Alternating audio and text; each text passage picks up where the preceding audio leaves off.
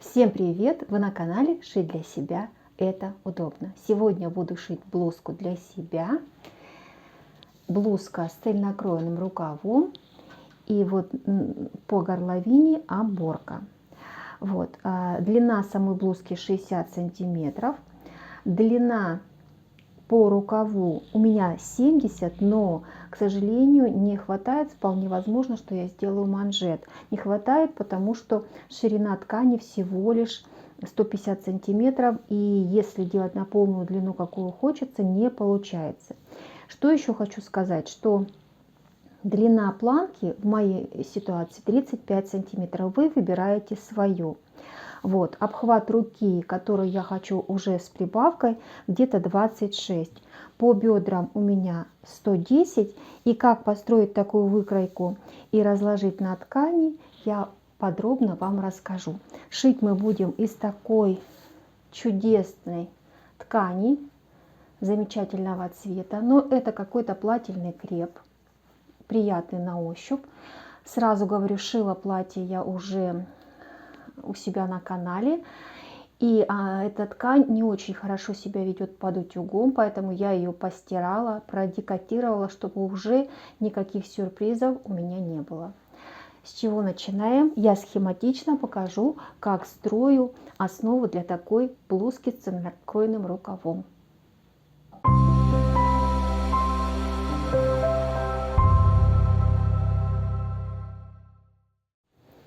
Итак, для построения нам понадобится обхват груди, обхват бедер, ширина спины, длина рукава от точки основания шеи, длина переда, длина спинки и обхват руки на участке длины рукава, всей длины рукава. В принципе, все.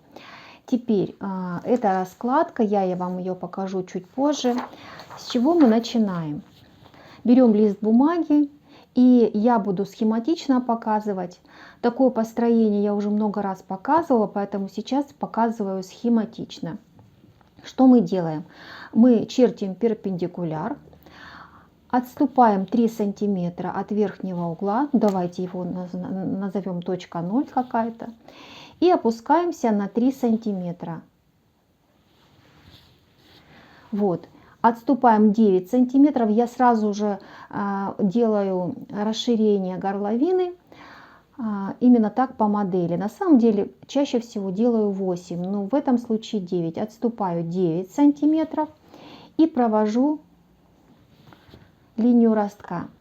Теперь от точки 9 вниз опускаюсь на длину спинки. У меня 44 сантиметра и провожу линию. Дальше длину спинки делю пополам приблизительно. Вообще эту величину можно замерить. Вот. И прибавляю 3 сантиметра.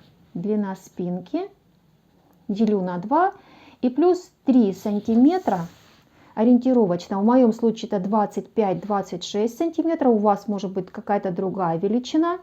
Вот, и тоже провожу линию. Это будет высота проймы. Вот. И что еще очень важно. Теперь по линии бедер вы тоже величину свою делите пополам. В моем случае 110. 110 пополам 55, и значит 27,5 можно отложить 28.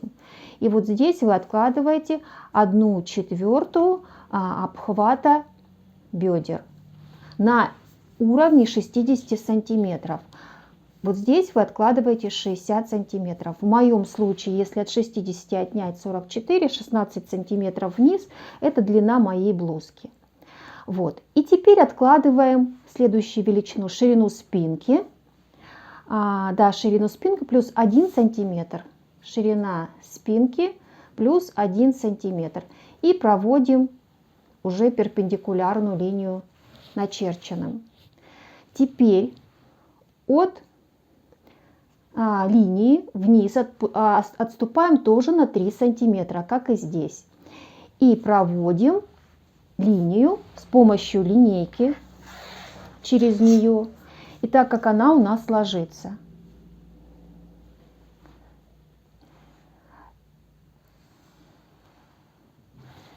Вот, получается линия. Теперь под прямым углом, здесь должен быть прямой угол обязательно, вот так.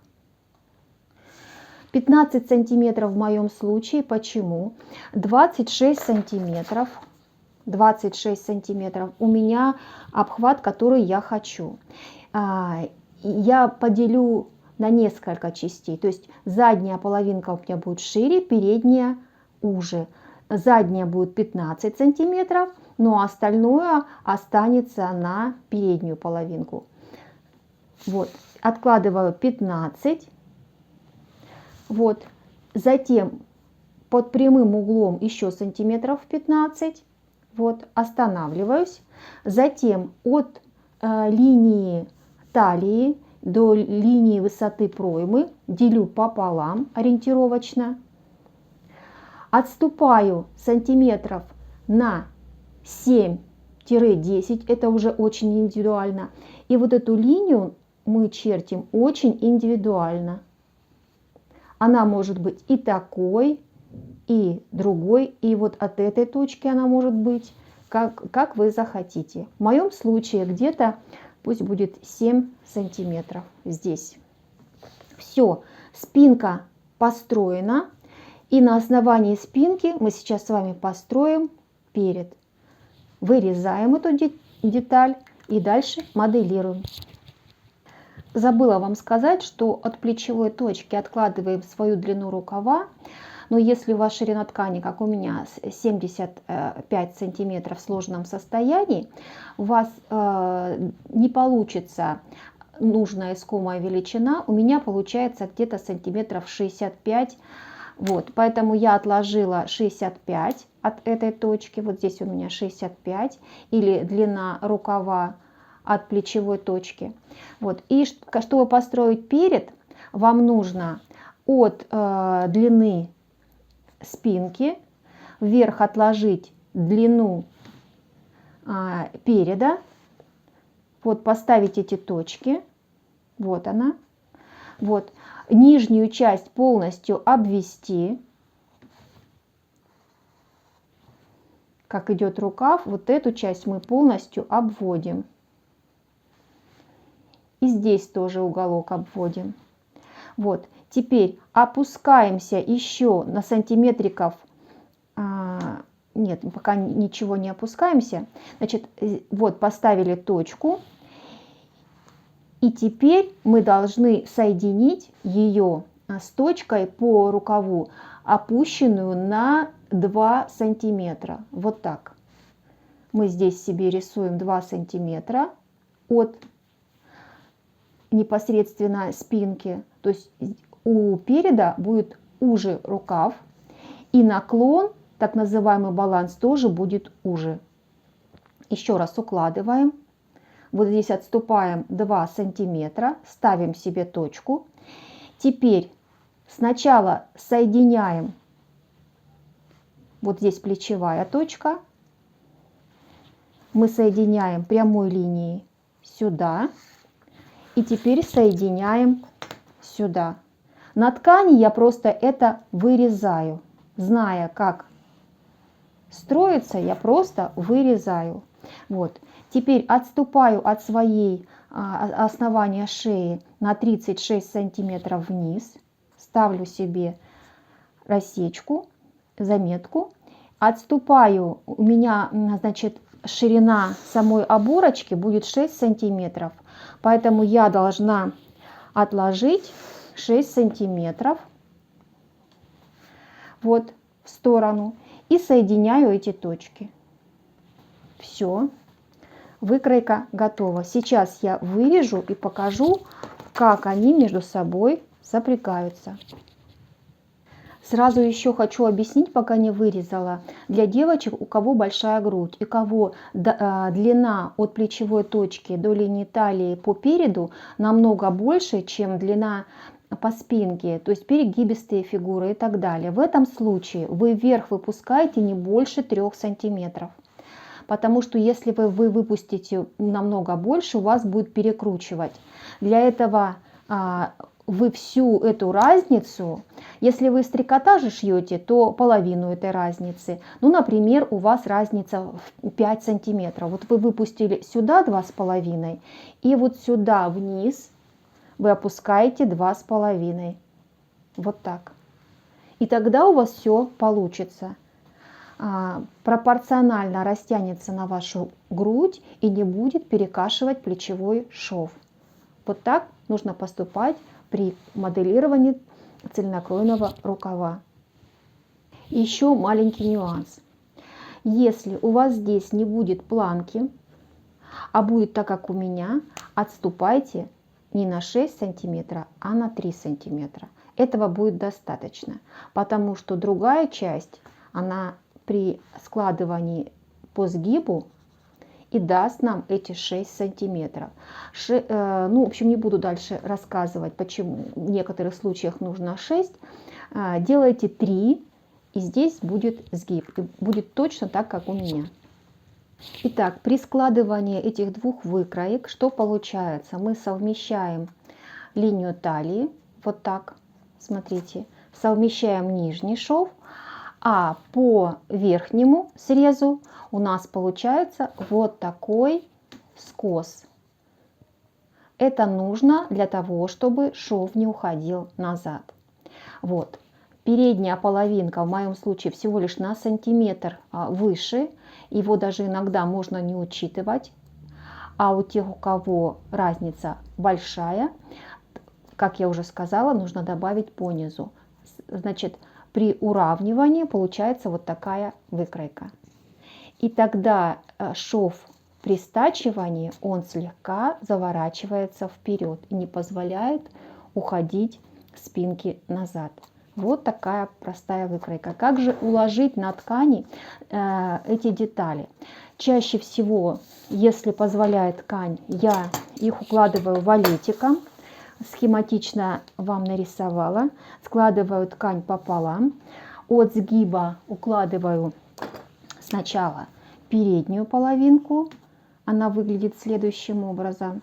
Ткани нужно 1,5 длины. Вот будет передняя половинка. И валетиком к ней задняя половинка. Вот таким образом. А здесь будет кромка, средний срез. И на вот этом участке, на вот этом, в этих полукругах укладывается сама оборочка. Ее нужно выкраивать по дуге. Вот так. С одной стороны вам нужно замерить длину, вот здесь будет шов, замерить длину здесь и сделать такую же оборочку, умноженную на 1,5. То есть если у вас вот здесь 40 сантиметров, то вы берете где-то 60 с одной стороны и 60 с другой стороны. Вот. И еще есть один участок с этой стороны. Вы точно так же по дуге укладываете оборочку. Эти оборочки должны быть абсолютно одинаковые. Как вточать оборочку по горловине, непосредственно покажу в этом мастер-классе. Ну а все остальные детали очень понятно, так как стачиваем плечевой, стачиваем боковой, обязательно стачиваем, обрабатываем на верлаке. Низ я подгибаю и подворачиваю 2 раза по рукаву, и внизу то же самое. То есть кофточка очень простая, только на вот этом узле мы остановимся. Теперь показываю, как это выглядит вживую. Та же самая схема, мои мерки, мои размеры. И теперь вот здесь вот от этого угла у меня 8 сантиметров. Для того, чтобы сделать красивую линию, я пользуюсь лекалом. То есть я вот укладываю и пытаюсь найти те линии, которые мне понравятся. Вот такая схема. Теперь я деталь вырезаю, с припусками, укладываю валетиком и вырезаю точно так же перед. Все аналогично. Сейчас я хочу вам показать, как я буду раскраивать непосредственно оборку. У меня есть помощник, вот такое французское лекало, мне с ним очень удобно работать, особенно на оборках. Радиус я делаю сантиметров, наверное, 11, вот так под углом. И мне нужно понять, подходит ли мне по длине, нужно сделать сантиметров 8. Потому что 6 в готовом виде, плюс еще будет обработка московским швом. То есть вот таким образом я сначала очерчиваю сам радиус, а потом вот так 8 сантиметров по всей площади. И вырезаю вот такую полоску. Значит, набрать мне нужно 60 сантиметров с одной стороны и 60 сантиметров с другой стороны. По спинке у меня 11, по переду 34. Получается, ну я приблизительно, конечно, умножила на 1,5, где-то 60 сантиметров мне понадобится. Скорее всего, по плечевому я буду стачивать.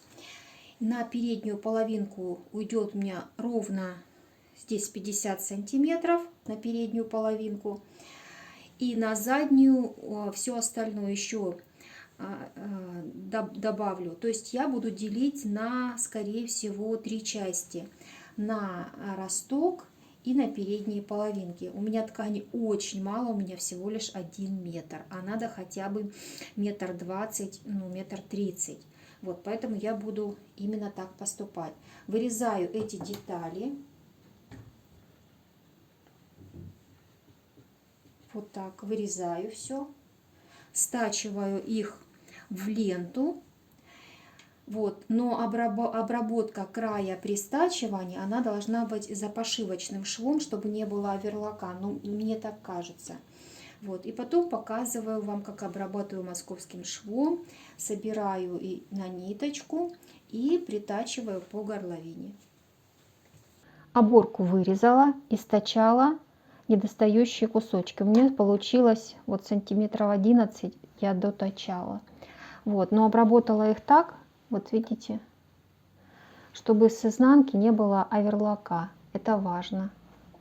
Вот, соединила между собой. И теперь внешний край нужно обработать московским швом. Я уже много раз показывала, как обработать московским швом. Еще раз покажу на примере. Сначала мы подворачиваем ткань. Ну, чаще всего это 0,7.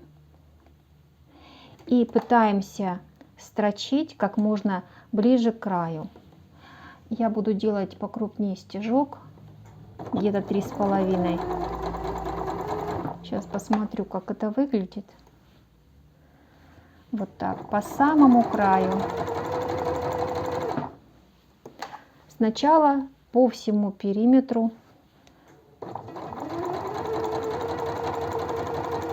даем строчку. Вот так. А потом высекаем как можно ближе к краю, но обязательно оставляем 1 мм для того, чтобы не высыпался край. Я вот продолжаю строчить по краю на 0,7.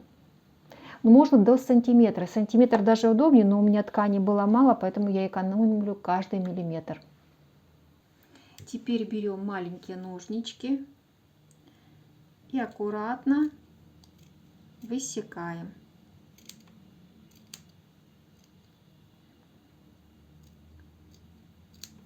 Вот так высекаем. Край я обрезала. И теперь аккуратно заворачиваю и попадаю в ту же самую строчку.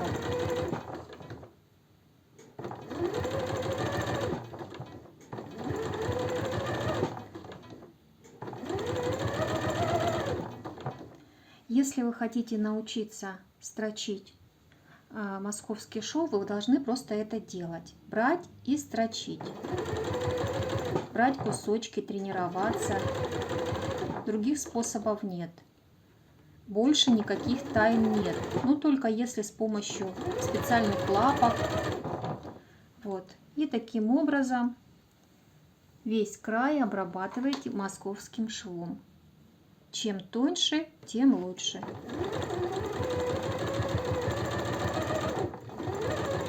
Я продолжаю.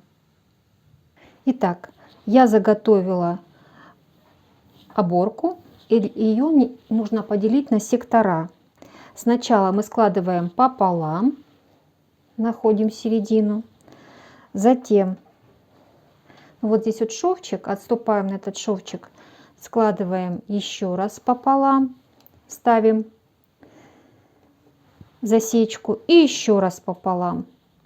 Это нужно для того, чтобы сама оборочка равномерно распределилась. И переносим все линии на другую сторону. В идеале нужно еще ее выровнять по ширине. То есть взять и от края ровно отложить одну и ту же линию. Этого я еще не сделала.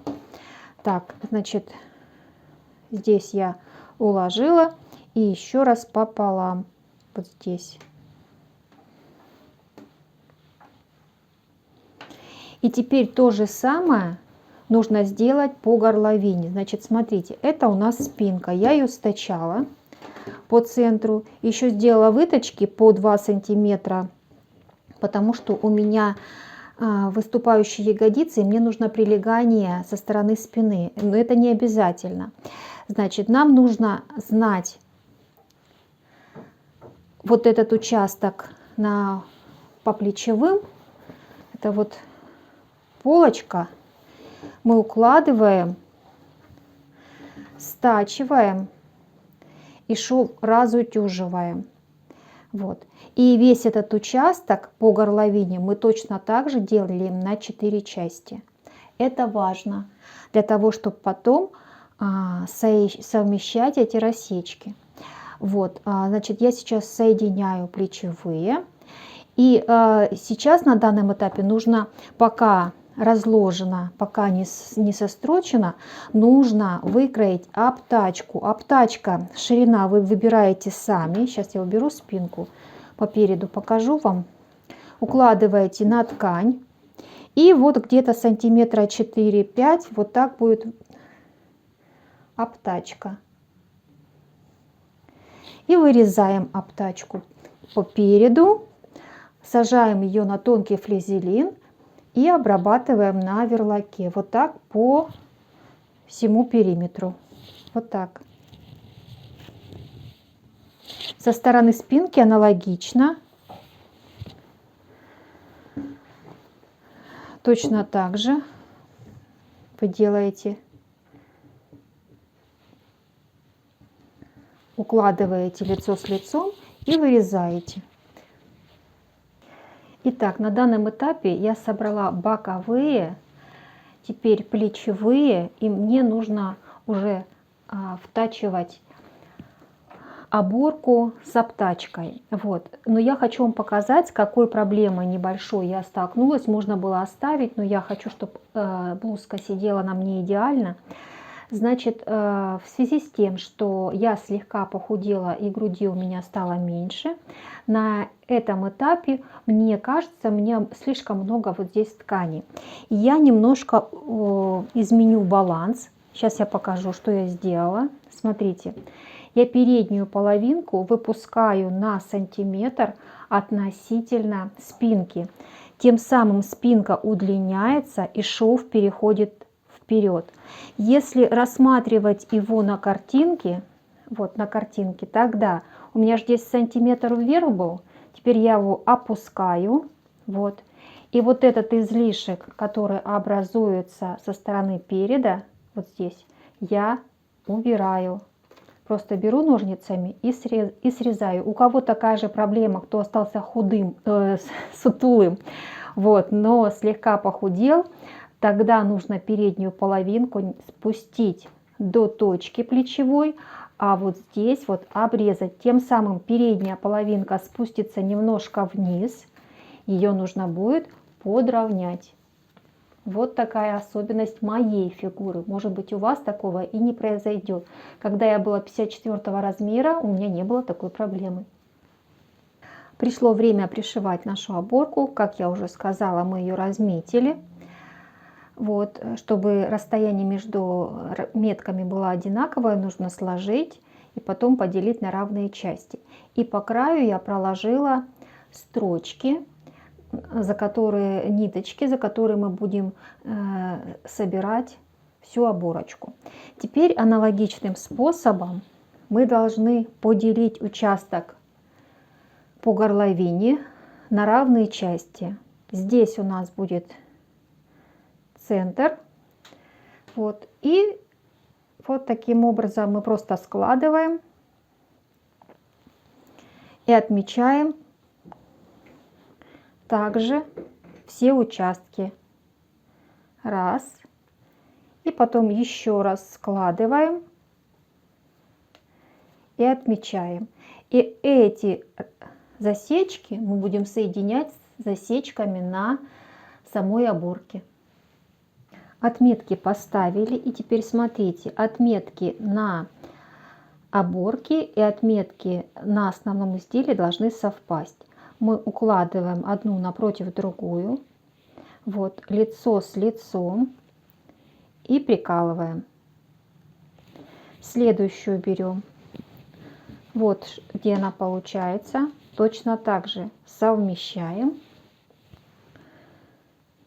укладываем. Я дополнительно еще и рассечечки поставила на всякий случай. Вот на этом участке сейчас вам покажу. Вот. И, конечно же, саму обтачку, не обтачку, а оборку, ее также нужно приколоть вот здесь, потянуть за ниточку. Мне на камеру не очень удобно это делать.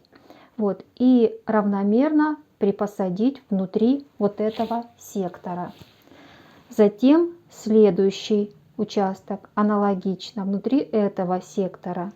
И так по всей горловине.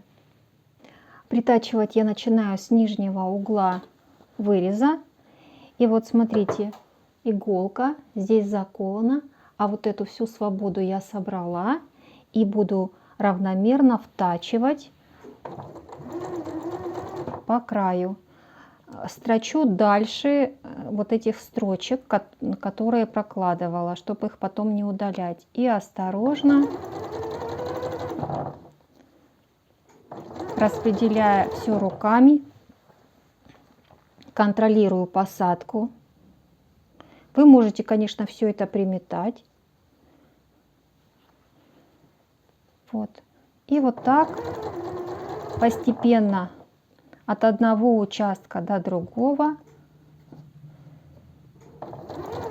оборку притачиваю. Посадка в этом случае получается равномерная, потому что она пропорциональна всем намеченным участкам. Вот. Дохожу до иглы. Здесь все распределяю, опять же.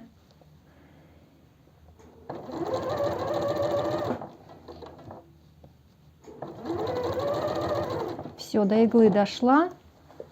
Теперь мой ориентир это середина. От середины всю вот эту часть я точно так же припосаживаю и всаживаю в горловину. И так вокруг. Оборку я пришила. И вот на участке, вот этом участке нижнем, нам нужно сделать рассечки до вот сюда строчек. Аккуратно, чтобы не перерезать. Так, раз, и чуть-чуть еще с одной стороны. И то же самое нужно сделать с другой стороны.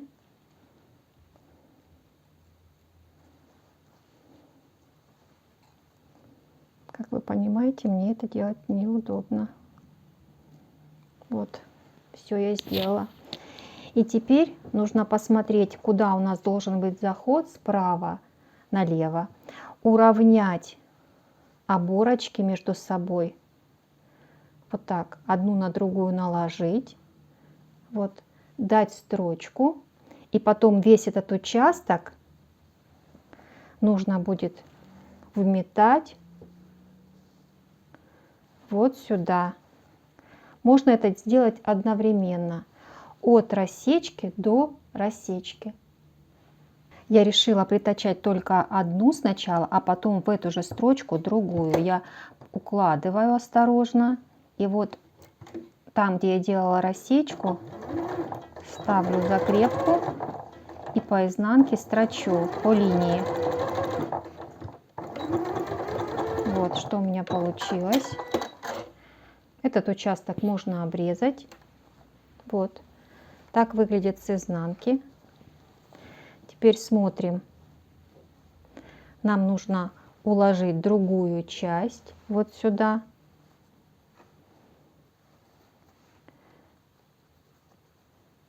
Вот так. И тоже по этому же шву прострочить.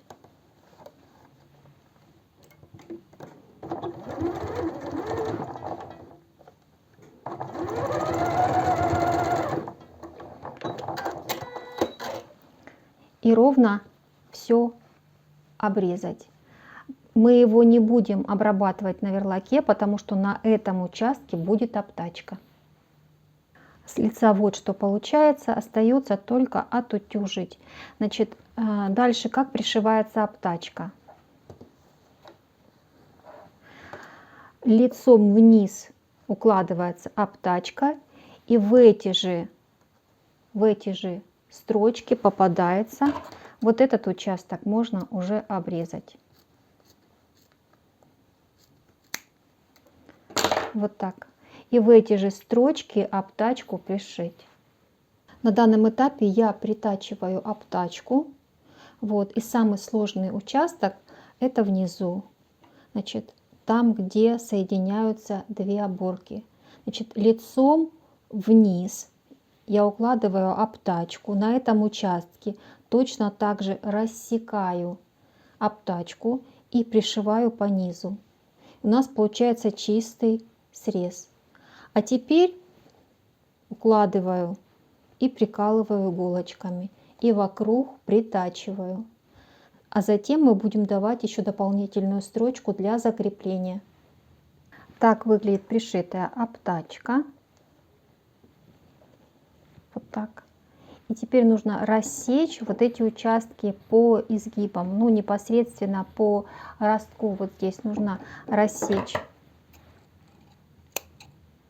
Аккуратно до строчки. Можно даже немножко подрезать.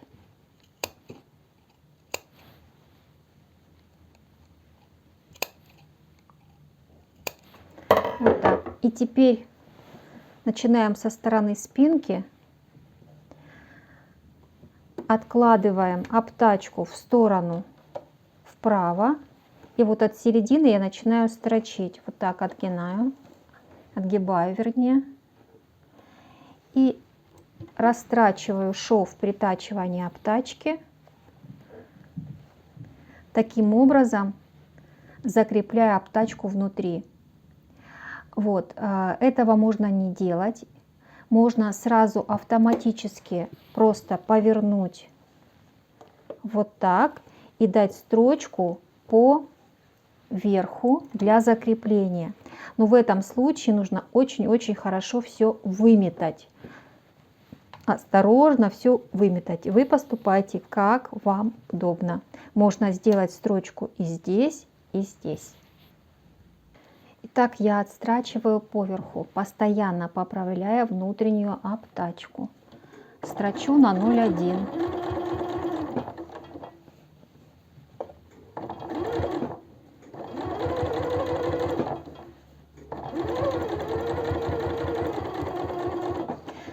После того, когда я отстрочу всю обтачку, вот здесь тоже нужно будет аккуратно вот так пройтись. Вот, я заметала низ. Обработала на верлаке, проложу отделочную строчку и низ рукава в подгибку с закрытым срезом. ну, где-то на сантиметр. Все, я заканчиваю свою блузку. Конечно, результат вам свой покажу.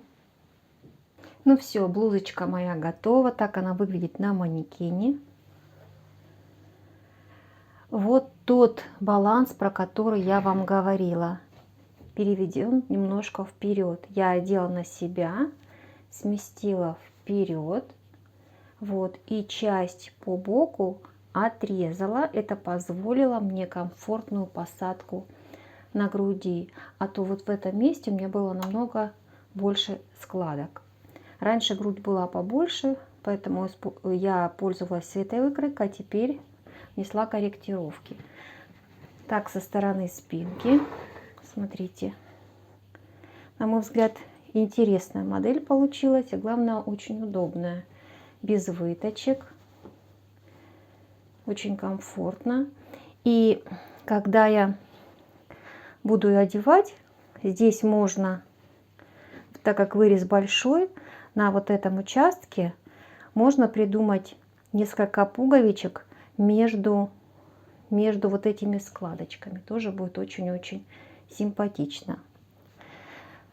Мне понравилась такая блузочка. Если вам понравилось так же, как и мне, ставьте пальчики вверх, нажимайте на колокольчик, и вы первыми узнаете о всех новинках, которые выходят на моем канале. Творите, и у вас обязательно все получится. Я точно знаю.